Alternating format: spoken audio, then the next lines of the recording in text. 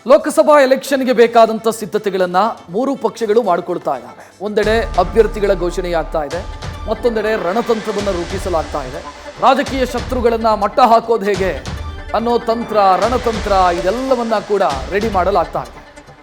ಜೊತೆಗೆ ಸರ್ವೆ ರಿಪೋರ್ಟ್ಗಳನ್ನು ಕೂಡ ಕಾಂಗ್ರೆಸ್ ಮತ್ತು ದೋಸ್ತಿಗಳು ಪಡ್ಕೊಳ್ತಾ ಇದ್ದಾರೆ. ಎಲ್ಲಿ ನಮಗೆ ಪ್ಲಸ್ ಆಗುತ್ತೆ, ಎಲ್ಲಿ ಮೈನಸ್ಸು, ಏನು ಪ್ಲಸ್ಸು ಏನು ಮೈನಸ್ಸು ಇದೆಲ್ಲದರ ಬಗ್ಗೆಯೂ ಕೂಡ ಮಾಹಿತಿಯನ್ನು ಸರ್ವೆ ಮುಖಾಂತರ ಪಡ್ಕೊಳ್ತಾ ಇದ್ದಾರೆ. JDS BJP ಜನರ ಅಭಿಪ್ರಾಯವನ್ನು ಸಂಗ್ರಹಿಸಿದೆ.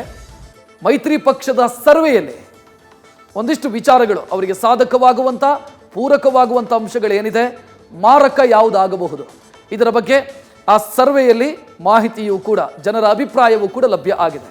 ಅದನ್ನು ಆಧರಿಸಿ ಏನು ಸ್ಟ್ರಾಟಜಿಯನ್ನು ಮಾಡೋದಕ್ಕೆ ಸಾಧ್ಯನೋ ಅದನ್ನು ಮಾಡಬೇಕು ಅನ್ನೋ ಯೋಚನೆಯನ್ನು ದೋಸ್ತಿಗಳು ಅಂದರೆ BJP ಮತ್ತು ಜಾತ್ಯತೀತ ಜನತಾದಳದ ನಾಯಕರು ಮಾಡ್ತಾ ಇದ್ದಾರೆ.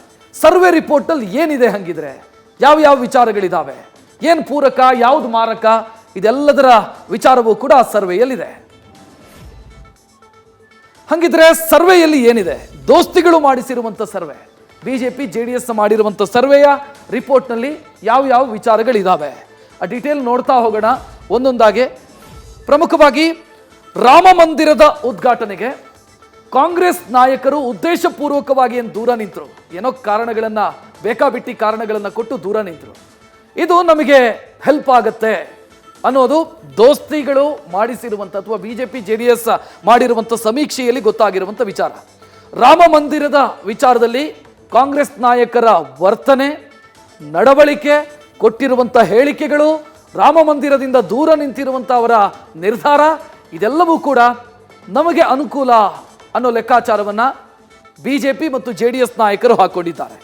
ಇನ್ನು ಗೃಹಲಕ್ಷ್ಮಿ ಯೋಜನೆ ರಾಜ್ಯದ ಅತಿ ದೊಡ್ಡ ಗ್ಯಾರಂಟಿ ಯೋಜನೆ ಇದು. ಸೊ ಇದನ್ನು ಘೋಷಣೆ ಮಾಡಿದ್ರು, ಅನುಷ್ಠಾನದಲ್ಲಿ ಎಡವಿದ್ದಾರೆ, ಅನುಷ್ಠಾನ ಸರಿಯಾಗಿ ಆಗಿಲ್ಲ. ಸೊ ಇದು ನಮಗೆ ಪ್ಲಸ್ ಆಗುತ್ತೆ ಅಂತ BJP ಮತ್ತು JDS ನಾಯಕರು ಅಂದ್ಕೊಂಡಿದ್ದಾರೆ. ಸರ್ವೆಯಲ್ಲೂ ಕೂಡ ಇದೇ ವಿಚಾರ ರಿವೀಲ್ ಆಗಿದೆ. ಗೃಹಲಕ್ಷ್ಮಿ ಯೋಜನೆ ಏನಿದೆ ಇದು ಕರೆಕ್ಟಾಗಿ ಇಂಪ್ಲಿಮೆಂಟ್ ಆಗಿಲ್ಲ, ಇದು ಜನರ ಆಕ್ರೋಶಕ್ಕೆ ಗುರಿಯಾಗಿದೆ ಅಂತ. ಇದರ ಜೊತೆಗೆ ವಿಧಾನಸೌಧದ ಆವರಣದಲ್ಲಿ ಮೊನ್ನೆ ಶತ್ರು ರಾಷ್ಟ್ರ ಪಾಕಿಸ್ತಾನಕ್ಕೆ ಘೋಷಣೆ ಕೂಗಿದ್ದು ಮತ್ತು ಅದನ್ನು ಕಾಂಗ್ರೆಸ್ ನಾಯಕರು ಸಮರ್ಥಿಸಿಕೊಂಡಿದ್ದು, ಅದು ಪಾಕಿಸ್ತಾನ ಅಲ್ಲ, ಅದು ನಾಜೀರ್ ಸಾಬ್ ಜಿಂದಾಬಾದ್ ಅಂತೆಲ್ಲ ಕತೆ ಹೇಳ್ಕೊಂಡು ಓಡಾಡಿದ್ರಲ್ಲ, ಆ ನಂತರ FSL ರಿಪೋರ್ಟಲ್ಲಿ ಹೌದು ಪಾಕಿಸ್ತಾನ ಜಿಂದಾಬಾದ್ ಅಂತಾನೆ ಕೂಗಿರೋದು ಅನ್ನೋ ವಿಚಾರ ಬಂತಲ್ಲ, ಇದು ಕಾಂಗ್ರೆಸ್ಸಿಗೆ ಸಮಸ್ಯೆಯನ್ನು ತರುತ್ತೆ ಮತ್ತು ನಮಗೆ ಇದರಿಂದಾಗಿ ಅನುಕೂಲ ಆಗತ್ತೆ ಅಂತ BJP JDS ನಾಯಕರು ಅಂದುಕೊಂಡಿದ್ದಾರೆ. ಸರ್ವೆಯಲ್ಲೂ ಕೂಡ ರಿಪೋರ್ಟ್ ಇದೆ. ಇನ್ನು ಸರ್ಕಾರ ಹಿಂದೂ ವಿರೋಧಿ ನೀತಿಯನ್ನು ಅನುಸರಿಸ್ತಾ ಇದೆ, ಅಲ್ಪಸಂಖ್ಯಾತರನ್ನು ಓಲೈಸ್ತಾ ಇದೆ, ಅಪೀಸ್ಮೆಂಟು. ಇದು ಕಾಂಗ್ರೆಸ್ಸಿಗೆ ಸಮಸ್ಯೆ, BJP JDSಗೆ ಲಾಭ ತಂದು ಕೊಡುತ್ತೆ ಅಂತ ಈ ಸರ್ವೆಯಲ್ಲಿ ಬಂದಿರುವಂಥ ವಿಚಾರ. ಇದರ ಜೊತೆಗೆ ಕಾವೇರಿ ನೀರನ್ನು ತಮಿಳುನಾಡಿಗೆ ಹರಿಯಬಿಟ್ಟಿದ್ದು, ಅದು ಮುಂಗಾರಿನ ಸಂದರ್ಭದಲ್ಲೂ ಕೂಡ, ಆಗಲೂ ಕೂಡ ನಿರಂತರವಾಗಿ ಕಾವೇರಿ ತಮಿಳುನಾಡಿಗೆ ಹರಿದಲು. ಮೊನ್ನೆ ಸಮಸ್ಯೆ ಏನು ಈಗ ಉಲ್ಬಣ ಆಗ್ತಾ ಇದೆ. ಮೊನ್ನೆಯೂ ಕೂಡ ನೀರು ಹರಿಸಿದ್ದಾರೆ. DK ಶಿವಕುಮಾರ್ ಹೇಳ್ತಾರೆ ಇಲ್ಲ ಅಂತ, ಸಿದ್ದರಾಮಯ್ಯ ಹೇಳ್ತಿದ್ದಾರೆ ಇಲ್ಲ ಅಂತ. ಆದರೆ ಮೆಟ್ಟೂರು ಡ್ಯಾಮಿಗೆ ಇರುವಂಥ ಒಳಹರಿವಿನ ಕ್ಯಾಲ್ಕುಲೇಟ್ ಮಾಡಿದಾಗ ಅಲ್ಲಿ ಜಾಸ್ತಿ ಆಗಿದೆ. ನೀರು ಬಿಟ್ಟರೆ ತಾನೇ ಅಲ್ಲಿ ಒಳಹರಿವು ಜಾಸ್ತಿ ಆಗೋದಕ್ಕೆ ಸಾಧ್ಯ. ಸೊ ಇದು ಎಲ್ಲವೂ ಕೂಡ ನಮಗೆ ಪೂರಕ ಅಂತ BJP JDS ನಾಯಕರು ಅಂದುಕೊಂಡಿದ್ದಾರೆ. ಸರ್ವೆಯಲ್ಲೂ ಕೂಡ ಅದೇ ಇದೆ. ಕನ್ನಡ ಪರ ಸಂಘಟನೆಯ ನಾಯಕರನ್ನು ಜೈಲಿಗೆ ಹಾಕಿದ್ದು, ಈ ನಾಮಫಲಕದ ವಿಚಾರದಲ್ಲಿ ಪ್ರತಿಭಟನೆ ಮಾಡಿದ್ರು ಅನ್ನೋ ಕಾರಣಕ್ಕಾಗಿ ನಾರಾಯಣಗೌಡರನ್ನು ಜೈಲಿಗೆ ಹಾಕಿದ್ರು, ಜೊತೆಗೆ ಒಂದಿಷ್ಟು ಕಾರ್ಯಕರ್ತರನ್ನು ಜೈಲಿಗೆ ಹಾಕಿದ್ರು. ಇದು ಕೂಡ ಕಾಂಗ್ರೆಸ್ಗೆ ಹಿನ್ನಡೆ, ನಮಗೆ ಪ್ಲಸ್ಸು ಅಂತ BJP JDS ನಾಯಕರು ಅಂದುಕೊಂಡಿದ್ದಾರೆ. ಇನ್ನು ಗ್ಯಾರಂಟಿ ಜಾರಿಯಾಗಿದೆ, 5 ಗ್ಯಾರಂಟಿಗಳು ಜಾರಿಯಾಗಿದೆ, ಆದರೆ ಅಭಿವೃದ್ಧಿ ಆಗ್ತಿಲ್ಲ.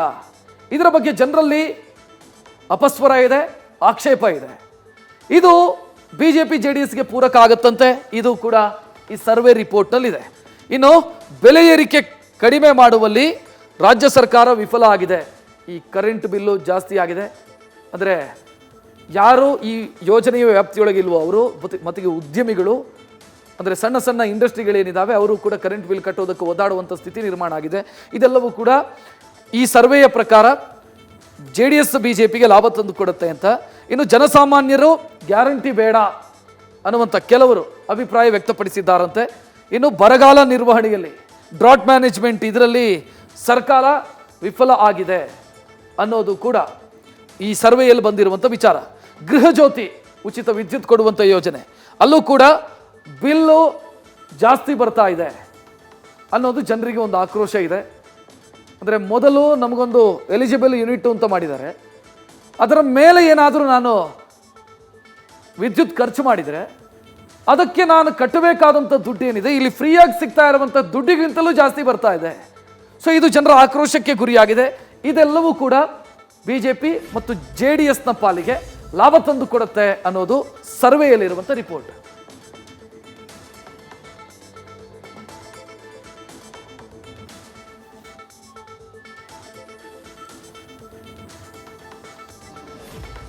ಇದು BJP JDS ಮಾಡಿರುವಂಥ ಸಮೀಕ್ಷೆಯ ಪ್ರಕಾರ ಅವರಿಗೆ ಪೂರಕವಾಗುವಂಥ ಅಂಶಗಳು. ಕಾಂಗ್ರೆಸ್ಸು ಒಂದು ಸಮೀಕ್ಷೆ ಮಾಡಿದೆ.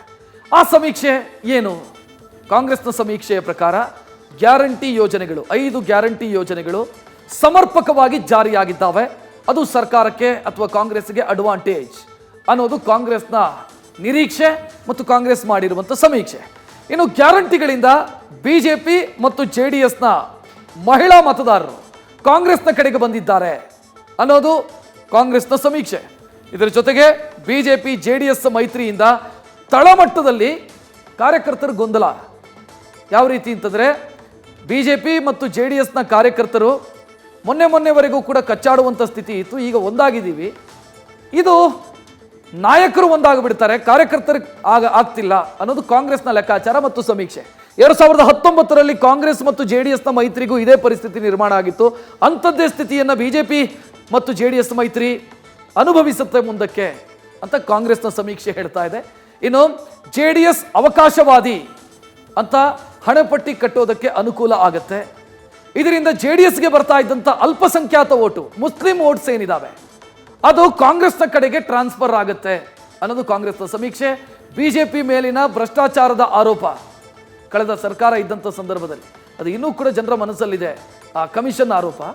ಇನ್ನು ಟ್ಯಾಕ್ಸ್ನ ವಿಚಾರದಲ್ಲಿ ಅಥವಾ ಟ್ಯಾಕ್ಸ್ನ ಶೇರಿಂಗ್ ವಿಚಾರದಲ್ಲಿ ಅಥವಾ ಈ ಅನುದಾನ ಮತ್ತು ತೆರಿಗೆ ಹಂಚಿಕೆಯ ವಿಚಾರದಲ್ಲಿ ಕೇಂದ್ರ ಸರ್ಕಾರ ಮಲತಾಯಿ ಧೋರಣೆಯನ್ನು ತೋರ್ತಿದೆ ಅನ್ನೋದು ಕಾಂಗ್ರೆಸ್ನ ಆರೋಪ ಏನಿದೆ, ಅದು ಜನಸಾಮಾನ್ಯರಿಗೆ ರೀಚ್ ಆಗಿದೆ ಅಂತ ಈ ಸಮೀಕ್ಷೆ ಹೇಳ್ತಿದೆ. ಕಾಂಗ್ರೆಸ್ನ ಸಮೀಕ್ಷೆ ಹೇಳ್ತಾ ಇದೆ.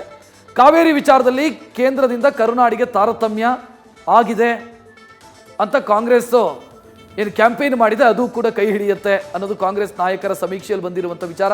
ಪ್ರತಾಪ್ ಸಿಂಹ ಅವರಿಗೆ ಟಿಕೆಟ್ ಮಿಸ್ ಆಗಿರೋದು, ಸದಾನಂದ ಗೌಡರಿಗೆ ಟಿಕೆಟ್ ಮಿಸ್ ಆಗಿರೋದು ಹಳೆ ಮೈಸೂರಲ್ಲಿ ಸಮಸ್ಯೆ ಅಂತರುತ್ತೆ BJPಗೆ ಮತ್ತು JDSಗೆ. BJP ಒಕ್ಕಲಿಗ ವಿರೋಧಿ ಅನ್ನೋ ಹಣೆಪಟ್ಟಿ ಅಂಟುವಂಥ ಸಾಧ್ಯತೆ ಇದೆ. ಇದು ಕಾಂಗ್ರೆಸ್ಸಿಗೆ ಪೂರಕವಾಗುತ್ತೆ ಅನ್ನೋದು ಕಾಂಗ್ರೆಸ್ ಸಮೀಕ್ಷೆಯ ಒಂದಿಷ್ಟು ವಿಚಾರಗಳು. ನ್ಯೂಸ್ ಫಸ್ಟ್ ನಿರ್ಭೀತಿಯಿಂದ ನಿಮ್ಮ ಪರವಾಗಿ.